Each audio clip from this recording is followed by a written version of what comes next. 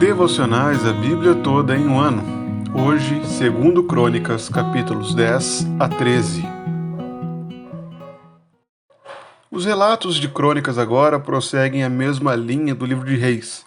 A diferença mais notável é que Crônicas omite totalmente o reinado daqueles que governaram Israel após a divisão. Crônicas agora introduz aquela divisão que houve lá em 1 Reis 12, quando Roboão, o filho de Salomão, começa a reinar e provoca a ira das 10 tribos de Israel, e então há uma divisão. Fica dividido entre Reino do Sul, com Judá, governado por Roboão, e Reino do Norte, as 10 tribos que brigaram com Roboão e que agora são governados por Jeroboão.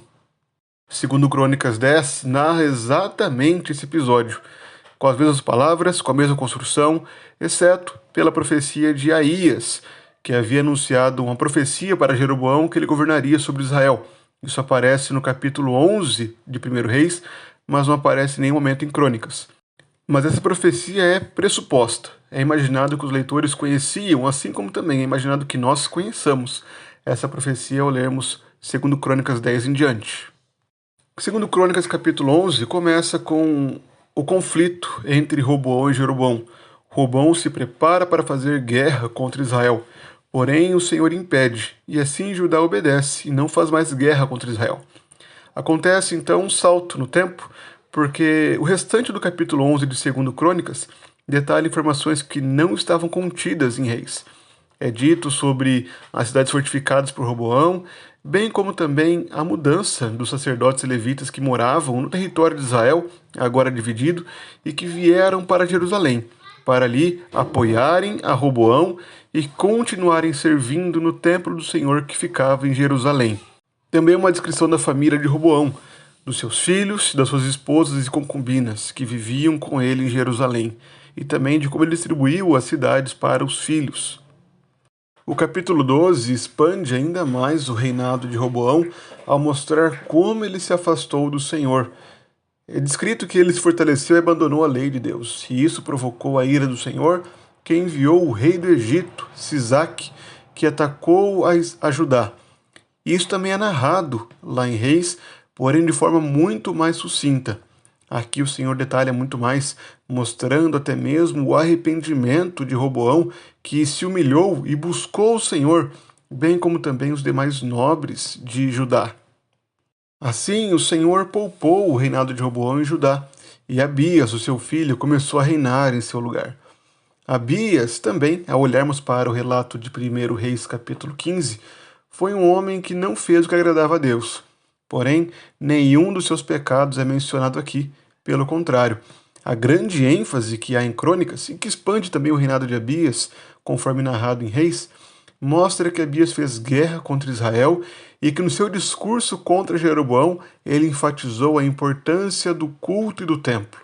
Perceba que mesmo sendo um rei mau, conforme descrito em 1 Reis, o discurso dado por Abias nessa batalha contra Israel foi usado pelo cronista para ensinar aqueles leitores pós-exílio da importância do culto. Aqui, Abias reforça que o culto e a vida diante de Deus era um fator primordial para o bom andamento do reino de Judá, embora, no seu tempo, ele não tivesse obedecido isso de forma plena, tivesse sido um mau rei. O propósito do cronista nesse texto é mostrar que, mesmo após a divisão, Judá permanece como povo do templo e do verdadeiro culto ao Senhor. Há até mesmo relato dos levitas e sacerdotes que vieram para Jerusalém, bem como todos aqueles que viviam em Israel após o cisma e que têm que se mudar para o território de Judá, onde ficava o templo, para assim servir ao Senhor. Além disso, o texto também ressalta que a fidelidade ao Senhor traz a vitória, como no caso de Abias vencendo Jeroboão, e também enfatiza que a restauração é possível mediante a humilhação.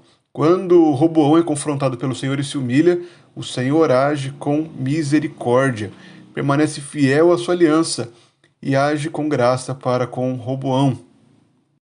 Esses trechos ressaltam a promessa de que o trono de Davi seria contínuo.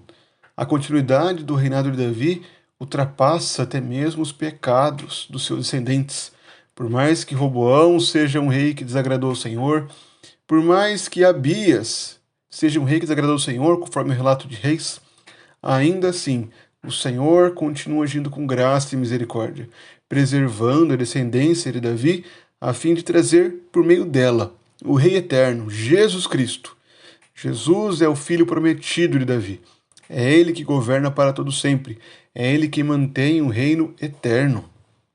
A mudança dos sacerdotes para o templo, para a região de Judá, mostra a importância de andar paralelamente entre os sacerdotes e o templo. E essas duas imagens são contempladas e plenamente cumpridas na pessoa de Cristo. Cristo é tanto o verdadeiro templo, como também o verdadeiro sumo sacerdote, aquele que adentrou os céus e que nos garante livre acesso ao Pai. Também vemos a Cristo por meio dos contrastes. Enquanto Jeroboão levou o seu povo ao falso culto e à rebelião, Cristo é aquele que conduz o seu povo ao culto agradável a Deus, ao cultuarem ao Pai em espírito e em verdade. Diferentemente de Roboão, que impôs jugo severo para o povo, Cristo convida os seus para o seguirem com um jugo suave e um fardo que é leve. Em Cristo nós vemos o Rei perfeito, aquele que governa o seu povo com justiça para todo sempre. Portanto, por meio desse texto nós aprendemos lições valiosas. Notamos, pelo exemplo de Roboão, que o nosso Deus, ele age com misericórdia para com aqueles que se arrependem. Nós, enquanto lutamos contra o pecado, temos oportunidade para o arrependimento. Se viermos a pecar, temos um advogado junto ao Pai que intercede por nós. Devemos nos arrepender, nos humilhar e buscar a Cristo, aquele que age em nosso favor. Da mesma forma, notamos a importância de um culto agradável a Deus.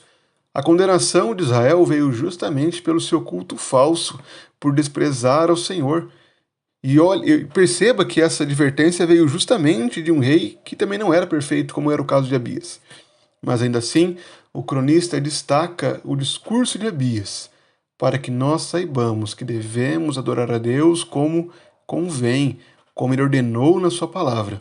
Que sejamos fiéis ao Senhor, no culto a Ele, honrando com a nossa vida.